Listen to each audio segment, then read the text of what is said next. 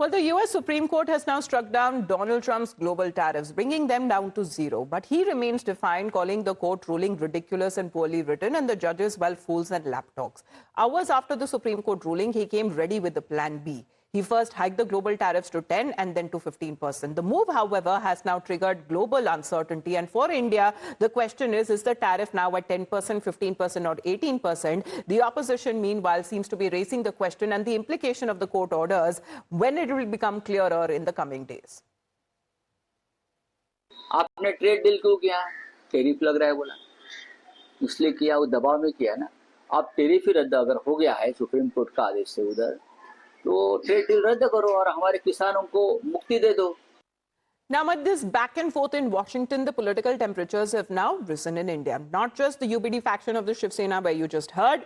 The opposition is now targeting the government over the US-India trade deal. Congress leaders are questioning the very timing of the agreement, asking what was the hurry? Why did the government did not wait for the US Supreme Court verdict to be out?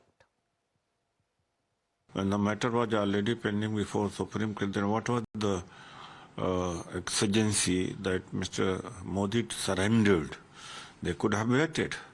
And what could the Supreme Court do for India and other countries by lowering the tariff, which PM Modi could not do to my nation? And he's completely blackmailed and compromised. और हमारे प्रधानमंत्री से 3 सीधे सवाल हैं. देखिए, ये रहा राष्ट्रपति ट्रंप का ट्वीट. इन्होंने पोस्ट किया 2 तारीख यानी फरवरी 2 को 10:30 बजे रात भारतीय समय के अनुसार. और इसमें राष्ट्रपति ट्रंप कहते हैं, out of friendship and respect for prime minister Modi and as per his request effective immediately we agreed to a trade deal. यानी कि 2 तारीख. ये यूएस प्रेसिडेंट को मालूम है कि एक ही कंट्री ऐसा है जो हमारे सामने घुटने टेके हुए, इसलिए वो तारीफ भी कर रहे हैं और टैरिफ भी लगा देते हैं और ऑपरेशन सिंदूर भी रुकवा देते हैं. ये क्या हो रहा है हमारे देश के अंदर? But the US Supreme Court setback to Donald Trump's global tariff plan has one India link. One of the lawyers who actually led the legal challenge against the tariffs is a former US Solicitor General, Neal Katyal, who spoke exclusively to Times Now, and a constitutional expert with Indian roots. Neal Katyal, lawyer and former Principal Deputy Solicitor General of the United States, a man who scripted history with a victory of the big tariff row in the Supreme Court in the United States. Thank you very much for joining me, Neal Katyal. What a victory that was.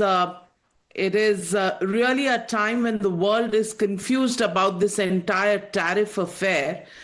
How do you look at the entire victory, the principles of law that really stood out against the move that President Trump had made? Well, first of all, I just want to thank you for having me on. I'm a big fan of the network. I was just in India last year and saw it. So my parents are Punjabi, so it's a real privilege to be on with you. I think of the case as a victory, not for me or for my legal team or for even my clients. I think of it as a victory for the idea of the rule of law. That our founders of the American government over 200 years ago wrote a constitution that separated powers, and there were some things that the president could do and some things that Congress could do, and it had the courts police that line. And what the president tried to do was to say, I get to do whatever I want. And I get to have these tariffs, even though our framers in the Constitution said the power to tariff is only given to Congress. Indeed, it's the very first power that the founders gave to Congress, the power to impose tariffs.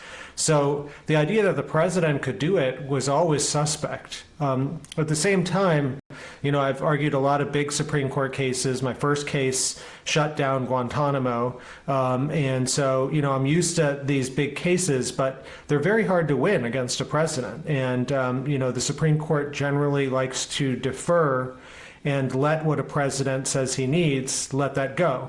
And so it's always a challenge. At the same time, I felt like my legal team and I were up to the challenge, and yesterday we saw 6 of the 9 justices, and you only need 5, but we got 6 to say that President Trump's tariffs were totally unconstitutional.